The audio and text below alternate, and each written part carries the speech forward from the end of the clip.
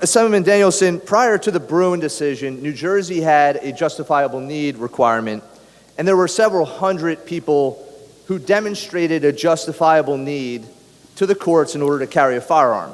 Those people were able to demonstrate such a degree of potential danger to their lives that they were granted this very exclusive opportunity to carry a firearm. All the provisions of this legislation that require people to disarm themselves getting into a car and not carry in all the places that those people could previously carry, do these apply to those people as well? I don't understand your question. My question, sir, is that there were people who had a permit to carry prior to the Bruen decision because they demonstrated a justifiable need to the courts. That was the previous standard. Those people were carrying prior to the Bruen decision. They could carry in all the places that you list in this bill as being restricted. They did not have to disarm themselves when getting to and from a vehicle. Does your bill allow those people who demonstrated such a justifiable need to carry a weapon to protect their personal safety from the standards set forth in this bill, or are they required also to disarm themselves in their vehicle and not carry their weapon in all the places listed in this bill? This bill prohibits the carrying a concealed loaded weapon into government buildings for the purpose of administration, police departments, buildings of courthouses, buildings that conduct judicial or court administrative proceedings, correctional institutions, juvenile justice facilities, and jails. It prevents someone from carrying a loaded firearm into a halfway house, into a polling place, a location where the First Amendment is publicly being exercised and gathering if a permit is required.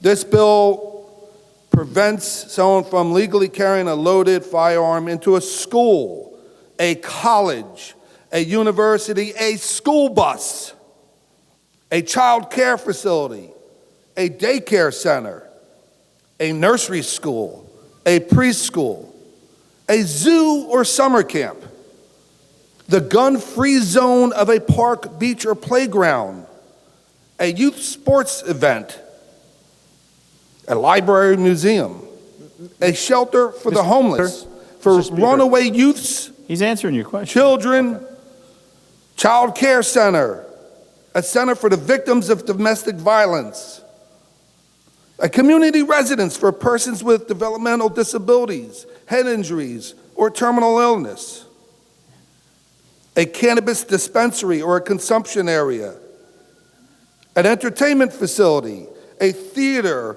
a stadium, a museum, an arena, all casinos, an energy plant or an operation as such, airports and public transportation hubs, healthcare facilities, all different types that are regulated by the Department of Human Services, 100 feet from a motion picture or television scene, private property, a place which is prohibited by federal or state agency.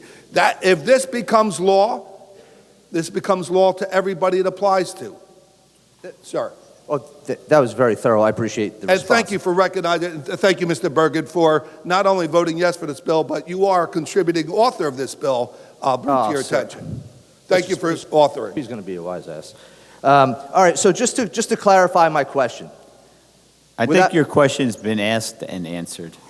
No, I just it was. It was, Assemblyman. All right, I have more. You asked if those people were covered. The Assemblyman went through the list of people and said it applies to them. Right, okay. All right, thank you. I'll move on to my next one. Assemblyman Danielson, in the state of New Jersey, there are 9.2 million people. 78.4% of them are adults, which is 7.2 million adults in the state of New Jersey. 46% of those people live in non-owner occupied housing, meaning a place of which they do not own the property. That's 3.3 million people.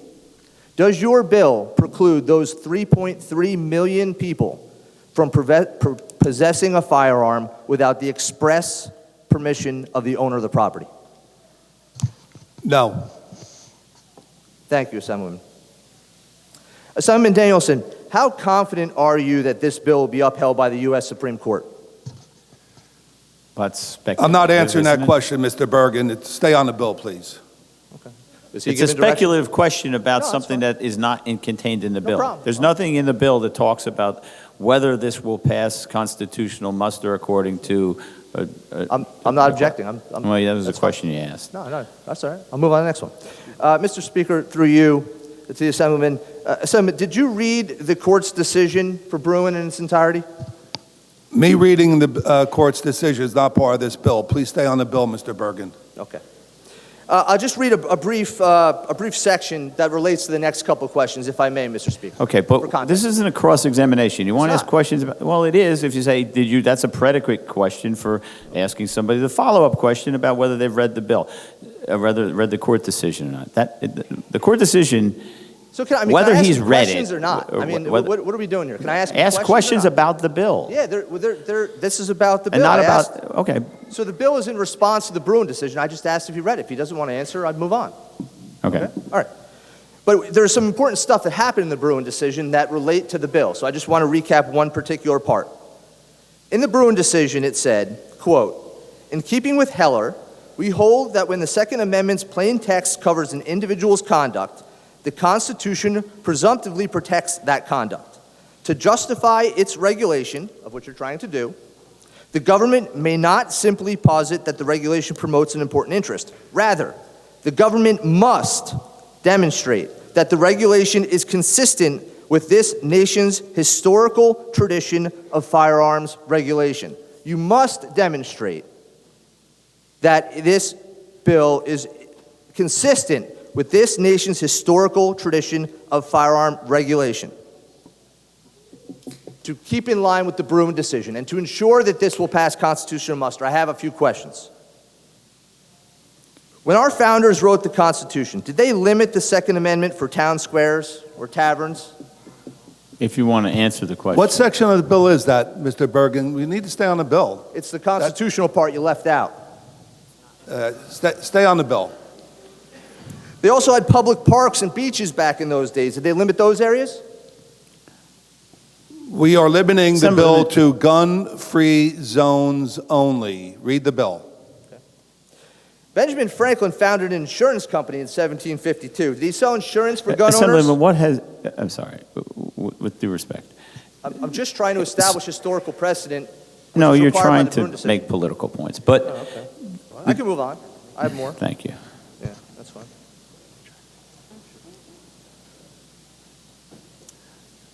Assemblyman Benson. Or I'm sorry, Danielson. Sorry, Benson. I love you. Assemblyman Danielson. In writing this bill, were there any historical precedent that you found that helped you to make this bill to be in compliance with the Bruen decision? Anything. Forget my questions. They're great questions, but can you name historical preference for anything listed in this entire bill, please? Mr. Bergen, while authoring this bill and doing extensive research, I collaborated with many organizations, including members of your caucus, the NRA, the Second Amendment Society, the Attorney General's office, and uncountable number of attorneys. I feel very confident that this bill is navigating within the boundaries of constitutional guidelines and decisions. I am 100,000% confident this bill is constitutionally defendable. Thank you very much. Through you, Mr. Speaker, I have a section for this question, so you probably like that. I also want to just thank you for helping me write this, Mr. Bergen. God, he's such an asshole. Assemblyman Danielson, in Section 7A, after I pointed out what we'll call... What the dog- section? What section? Section 7, subparagraph A. Hold on, let me go there. Hold on there. Hold on. It's a pretty simple question if you just want me to get to it. Oh, well, he doesn't know that. Unless you gave him the questions first, how would he know whether it's simple He or doesn't hard? even know the bill, You're trying to so- make them hard, Assemblyman. 24. I'm a little out of pocket. I mean, he didn't write it. 24. You ready? 7. Number 7, the little a.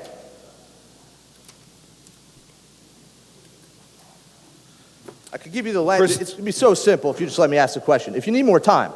But Thank you. I appreciate your generosity, you're Mr. welcome. Bergen. In response to some questions I had for you at committee, we'll call it the dog poop questions, you amended the bill, and the bill now says that, quote, brief incidental entry onto a property shall be deemed a de minimis infraction within the compilation of the law. Yeah, that's your amendment. Yeah, I know. But I got a Thank you question. for helping me author this bill. So, sir, would That's you... yours. I'm impressed you read the bill. Yeah. Or at least your part. Would you do me a favor and define incidental entry? No. No. Okay. I think you should consult an attorney or the dictionary if you're confused on that part. It's quite, I mean, look around. We have enough attorneys in this room to make another cheesy Tom Cruise movie. Assemblyman Danielson. Oh. His responses are in response to the Assemblyman's questions. He wants to ask questions about what he's read, whether a case or citing a specific sentence. Well, Thank you, I disagree. Assemblyman Danielson, you wrote the words incidental entry into this bill. So I got to give you at least an example. People are going to have to actually, see, that's the part I don't think you understand. People actually have to follow this law if it becomes law. So it's important that we understand what incidental entry is. So let me give you an example, and you tell me if it is incidental entry and it's de minimis, or if I am a third-degree criminal. If I'm walking down the street and I cut across a Walgreens parking lot, is that incidental entry? Mr. Bergen, I'm not going to take these hypothetical, creative scenarios, like the one you gave in committee, the dog pooping example, which is just outrageous. But is this one I'm asking you now? It's not a good use of my time nor the time of the General Assembly. Mr. Speaker. Assemblyman, you've asked him if he would yield to a question. He can answer the question however he sees fit to respond. If he doesn't want to answer the question, he doesn't have to answer the question. Okay. Make whatever argument you want around No that, problem. but No, he's not required to answer it. Okay. So Mr. Speaker, on the bill, then I'll go back to some questions. Mr. Speaker, on the bill. On the bill. How is a person, so this is the lunacy, the stupidity, quite frankly, of the approach that you guys take. How can you write a bill that says something like this and refuse to tell people how not to follow the law? So you're refusing to, Mr. Speaker, you guys push this bill through and are refusing to tell people how to follow the law. I asked the sponsor, the guy who allegedly wrote the bill, the guy who didn't know what a third-degree crime was when he brought it to committee, the guy who doesn't know what the rest of the bill says, what incidental entry means, he won't even answer it. How is a person supposed to carry their weapon in public and understand what they can and can't do? That's the fundamental problem with this, and it just bothers me. Mr. Speaker, if the sponsor were here for questions. Will the sponsor yield for more questions? That's what I'm asking. Is that what you asked? Okay. I'm done with my tirade, so. No, you have 3 minutes left. He's took up a lot of the time. We don't count that. Yeah. We pause the debate clock. All right.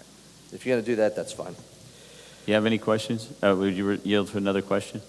I'll yield. Okay. Conditional. In Section 4, you require the concealed carry weapon holder to carry insurance. But Executive Order number 83 advises the DOBI not to improve insurance because, quote, in their guidance, these policies may encourage reckless use of firearms by members of the public. Have you rectified that with the governor, or will this law, once created law, be impossible to follow? I wrote this bill. We're voting on this bill. If you want to do some sort of reconciliation with the governor, feel free to call him. But this bill, this law trumps everything else. That's all I have for now, Mr. Speaker. Thank you.